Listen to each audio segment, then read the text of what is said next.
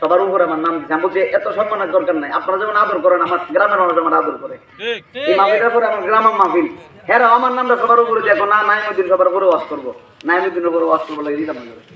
কেন চিন্তা করলাম যাক সম্মান ভালো তো বাসে, আসলে নবীর গোলামি করলে সবাই আদর করে। এরপরে চিন্তা করলাম এইবারে ফোন দিল, তার মা বলতেছে বাদাম বেরিয়ে কাজ তুলবো, চিন্তা করলাম যদি বদল লাগে জায়গা কথা কয় না, মানুষকে ভালোবাসতি না আল্লাহর ভাইটা, মানুষকে কষ্ট দিল আল্লাহ পাওয়া যেত না। তো চিন্তা করলাম এই বেটা ওই জসিম বেটা আমার সাতটা গলত দিয়ে রাখছে, আমি এবার গাড়িটা ঘুরা সেঞ্জিরাল তাড়াতাড়ি ঘুরাই দেড় সাক্ষাৎ করে এবারে ও কন্তর দিকে ওই রুটি দিকে কন্তর কসবার দিকে গেছে, খাওয়া দাওয়া করছে না তাড়াতাড়ি, তো ওই বলে সর্দার নেই, হ্যাঁ ওনার ঘরে খাওয়া দাওয়া করছে আলহামদুলিল্লাহ। তারপরে যাই হোক আল্লাহ কবুল করছে আপনাদের ভালোবাসার কারণে, এইভাবে কিন্তু আমার পাইতেন না। এরপরও আল্লাহ জানি কিভাবে মিলাই দিচ্ছে, আজকে না হয় যদি কাল কইতো আমার কালকে ভাবি নসিন দিয়ে আগামীকাল এর সম্ভব হইতো, আল্লাহ বুঝই ভালো। আমি মনে মনে চিন্তা করছি গত কই দিন মাহফিলটা গেছে এখানে তো 7 দিন হয়েছে না হয়ে গেছে। আমি মাহফিল করে গাড়িতে যাইতেছি আর মনে মনে চিন্তা করতেছি আলহামদুলিল্লাহ এই বছরের লাগে মোহাম্মদপুর মাহফিল শেষ করে দিচ্ছি, মনে মনে চিন্তা করছি মনে মনে কই যাক আর মোহাম্মদপুর এই মাহফিলটা এই মাঠে আবার ভাঙাই পুরো বাস করতাম না। এখন দিয়ে আল্লাহ মনে মনে চিন্তা করছি যেটা আল্লাহ দিয়ে ব্যতিক্রম করছে, মানে আল্লাহ কত হইলো নাইমুদ্দিন আজিজ তুমি মনে মনে যতই চিন্তা করো আমার পরিকল্পনার উপরে তোমার পরিকল্পনা না।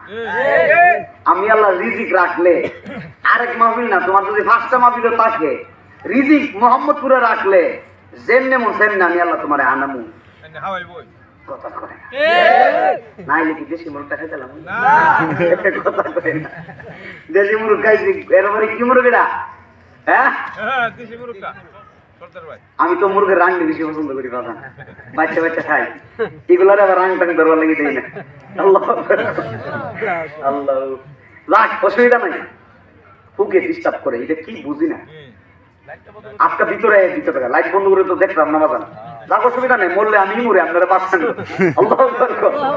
যাক আপনারা আমার ভালোবাসেন তো বাবা, একটু বসে যান না বাবা, একটু বসে যান না তারা একটু বসে যান না সবাই তো একটু বসে যান, একসাথে বলুন আল্লাহু আকবার, নয়টা 30-এ হুজুর চলে আসবে, আমি অনেক দূরে যাবো, আল্লাহ যেন কবুল করে আমিন বলেন।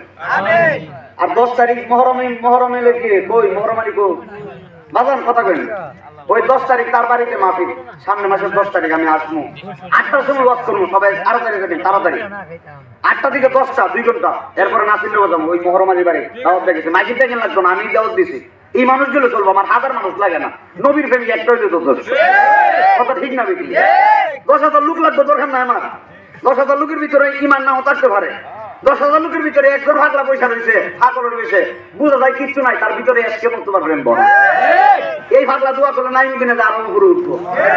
আমি আনো ফাঁকল বেশি কেলিকে চলে আসছি, অন্যান্য মাহফিল করলে 20,000 টাকা হাতিয়া 25,000 টাকা হাতিয়া দেয়, তো আমি মোহাম্মদপুর আইলে 25,000 20,000 চিন্তা করি না, আর বাজেট করে মাহফিল করি না, চিন্তা করি কিনটা যে মোহাম্মদপুরের মানুষ হোক যাই হোক নবীর ফ্যামিলি যদি আমার জন্য দোয়া করে আমি গুনাহগার হইতে পারি, নবীর ফ্যামিলিকে দোয়ার বদলতে আমার ওলি বানাই, আমার দুনিয়াদারি দরকার নাই তো, আল্লাহ যদি আমার ওলি বানায় কবর নেই আমার জীবন তো হয়ে যায় কথা কোন ঠিক না, আল্লাহ দুনিয়াতে কত বান্দারে বিনাইছে মাফ করে দিছে, কত বান্দা রাস্তার ভিতরে হাঁটতেছে হাঁটতে হাঁটতে আল্লাহর বলে আল্লাহ আমার জীবন শুরু থেকে শেষ পর্যন্ত গুনাহ ভরপুর, আমার জীবনটাই গেছে গুনাই, হঠাৎ করে দেখতেছে একজন বৃদ্ধ মহিলা রাস্তার ভিতরে ভিক্ষা করতেছে, যেই লোকটা গুনাহগার তার জীবনে নামাজ পড়ে নাই রোজা রাখে নাই কিচ্ছু করে নাই, তার গুনাহ শেষ নাই, ওই লোকটার মনে দয়া লাগছে, তখন ওই বৃদ্ধ মহিলাটা 100 টাকা দিচ্ছে, মা আপনি কিছু খাবেন,